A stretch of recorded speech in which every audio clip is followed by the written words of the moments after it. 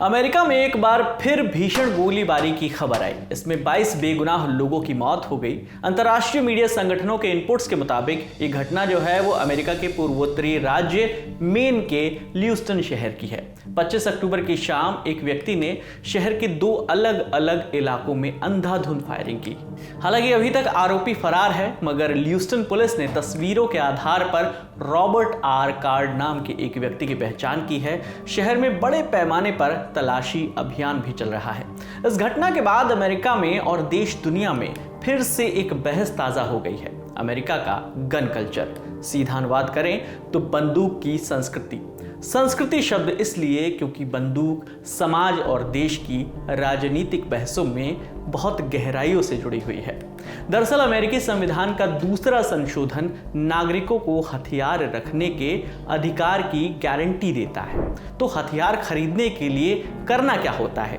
देखिए, पहले जगह ढूंढनी होगी, कुछ नहीं करना है। सैकड़ों दुकानें बंदूक बेचती हैं। वॉलमार्ट जैसे सुपर स्टोर से लेकर Ken's sporting goods and liquor store जैसे फैमिली स्टोर्स तक, जहां राशन पानी मिलता है वहीं आपको बंदूक भी मिल जाती है। या हर हफ्ते अलग अलग शहरों में बंदूक की प्रदर्शनी लगती है, वहां चले जाइए। एक बार सही जगह मिल गई तो बस 2 स्टेप की प्रक्रिया है। पहला स्टेप होता है बैकग्राउंड चेक। तो इंस्टेंट बैकग्राउंड चेक में जो है नाम, पता, जन्म स्थान, नस्ल और नागरिकता की जांच की जाती है। बंदूक खरीदने की उम्र होती है 18 साल और बेचने की उम्र है 21 साल। कागज पर तो सोशल सिक्योरिटी नंबर वैकल्पिक है, लेकिन मांग लिया जाता है। अब बात है कि सवाल कैसे कैसे पूछे जाते हैं। तो पूछा जाता है, जब आप बंदूक खरीदने जाते हैं तो आपसे पूछा जाता है कि क्या आपको कभी किसी अपराध का दोषी पाया गया है? क्या आपको कभी घरेलू हिंसा जैसे अपराध के लिए दोषी ठहराया गया है? क्या आप गांजे, चरस या किसी अन्य अवसाद, उत्तेजक, मादक दवा का गैर कानूनी इस्तेमाल करते हैं या इसके आदी हैं? क्या आप कभी किसी मानसिक संस्थान से जुड़े हैं? इसके बाद स्टोर जो है वो FBI को कॉल करता है। वो national instant criminal background check system यानी NCIS के जरिए खरीदार का बैकग्राउंड देखते हैं। बस कुछ मिनटों में आपकी पात्रता साबित हो जाती है। फिर आता है दूसरा स्टेप। दूसरा स्टेप है कि आप बंदूक खरीद लीजिए। अब इतनी आसान प्रक्रिया और अमेरिकियों की जेब की क्षमता का नतीजा क्या होता है? मार्केट में बथेरी बंदूकें, कारतूस हैं। कितनी? इसके लिए कुछ तथ्य आपको बताए देते हैं। लगभग 1/3 अमेरिकियों के पास बंदूकें हैं। अमेरिका की कुल आबादी दुनिया की करीब 4% है, लेकिन दुनिया में जितने आम नागरिकों के पास गोली बंदूकें हैं उनका 46% हिस्सा अमेरिकियों के पास है। जिन देशों के नागरिकों के पास हथियार है, उस लिस्ट के 25 देशों को भी आप मिला दें तो भी अमेरिका की बराबरी नहीं हो सकती। बाकी दुनिया छोड़िए, खुद अमेरिका की सेना भी अमेरिकी नागरिकों के पीछे है। अमेरिका के लोगों के पास अमेरिकी सेना की तुलना में लगभग 100 गुना ज्यादा हथियार है और कानूनी एजेंसियों की बात करें तो उनकी तुलना में करीब 400 गुना ज्यादा हथियार। मगर यहां तक अमेरिका आया कैसे? ये जानने से पहले थोड़ा सा बंदूक का इतिहास अमेरिका में क्या रहा है वो जानना बेहद जरूरी है। अमेरिका में बंदूक इस देश की स्थापना की जड़ों में है। शिकार, मिलिशिया और सीमांत जीवन की परंपराओं से निकला है। अमेरिकी क्रांति और पश्चिम के विस्तार में गोला बारूद, असलहों ने बड़ी भूमिका निभाई है। इसलिए बंदूक खरीदने रखने का नजरिया भी यहाँ पर अलग है। अमेरिकी संविधान का दूसरा संशोधन जो कि 1791 में हुआ, वो कहता है एक विनियमित मिलिशिया एक स्वतंत्र राज्य की सुरक्षा के लिए जरूरी है, पर लोगों के हथियार रखने के अधिकार का उल्लंघन नहीं किया जाएगा। बंदूक के पक्षधर इसी एक संशोधन को अपने तर्क का आधार बनाते हैं। फिर इस कल्चर को हवा मिली पॉप कल्चर से। 19वीं सदी के अंत तक काउबॉय और वेस्टर्न प्रतीक सामूहिक कल्पना में जगह बनाने लगे। इस दौर की कल्पना करें तो दिमाग में एक काउबॉय की तस्वीर उभरेगी, घोड़े पर बैठा हुआ, हैट लगाया हुआ, बंदूक थामे हुआ। बंदूकें जो हैं वो संघर्ष का प्रतीक थी, ये सर्वाइवल का प्रतीक बन गई। ये इस दौर की खासियत थी। दौर बीत गया, लेकिन बंदूक के लिए अमेरिकी आबादी का लगाव कम नहीं हुआ। दूसरे विश्व युद्ध के बाद हॉलीवुड ने कई ऐसी फिल्में बनाई जहां देशभक्ति के जामे के पीछे बंदूक के इस्तेमाल को सामान्य किया गया, एक अर्थ में प्रोत्साहित किया गया। फायर आर्म्स के प्रति अमेरिकी जनता की इस दीवानगी का कनेक्शन इतिहास से जुड़ा है।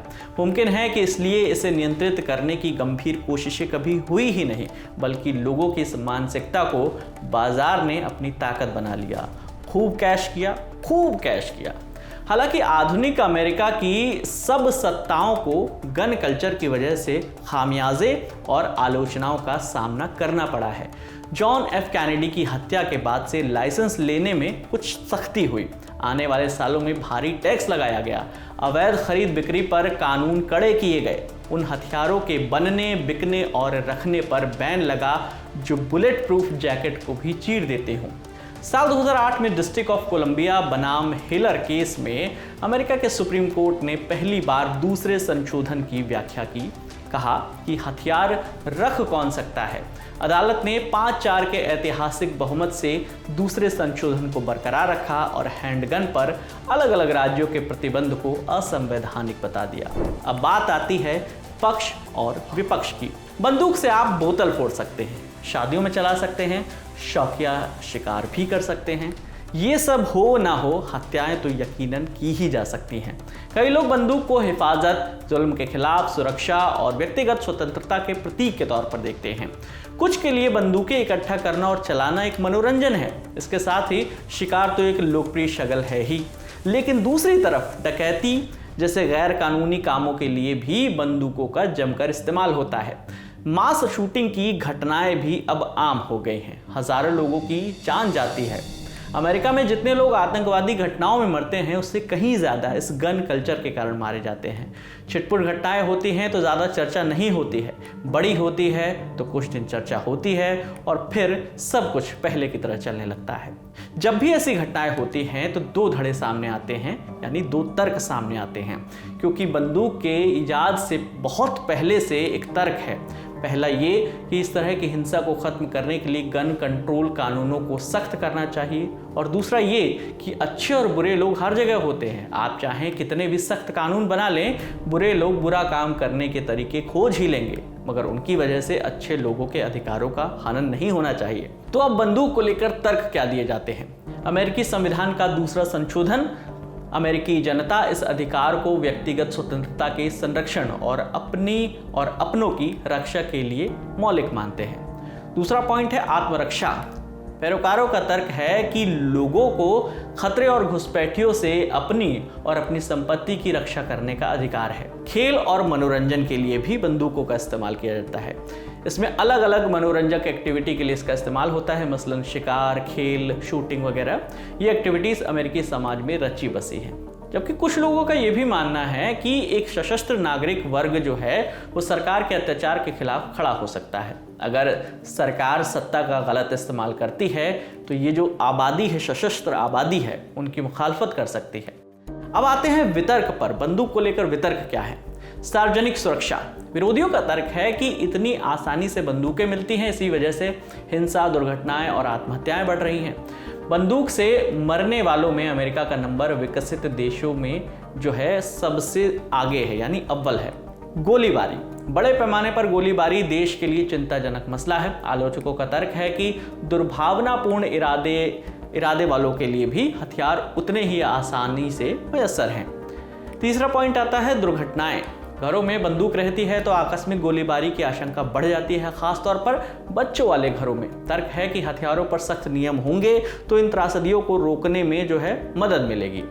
अब आता है अगला पॉइंट कि खुद को नुकसान पहुंचाने वाले मनोरोगी और सीरियल किलर्स के हाथों में हथियार आने की वजह से दुर्घटनाएं बढ़ने लगी हैं। तो इस तर्क वितर्क में अमेरिका का समाज बटा हुआ है। एक तबका लगातार इस कल्चर का निरंतर विरोध कर रहा है, हथियारों की लाइसेंसिंग सख्त करने की वकालत कर रहा है। दूसरी तरफ हथियारों के अधिकार के लिए भी संगठन सक्रिय हैं। राष्ट्रीय राइफल एसोसिएशन यानी NRA जैसे संगठन जो है, उन्होंने इस विवादास्पद परंपरा को पनपने और चलायमान रखने में पूरा दम लगाया है। लाइसेंस बनवाने में ढिलाई की ये लोग पैरवी करते हैं। हालांकि शहर और गांव के मत में फर्क है। जी हाँ, अमेरिका में भी गांव होते हैं।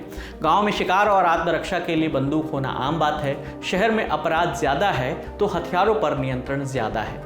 शहर गांव में फर्क, राज्य राज्य में फर्क, व्यक्तिगत स्वतंत्रता और सुरक्षा के बीच संतुलन बनाना अमेरिका के लिए सबसे बड़ा चैलेंज है।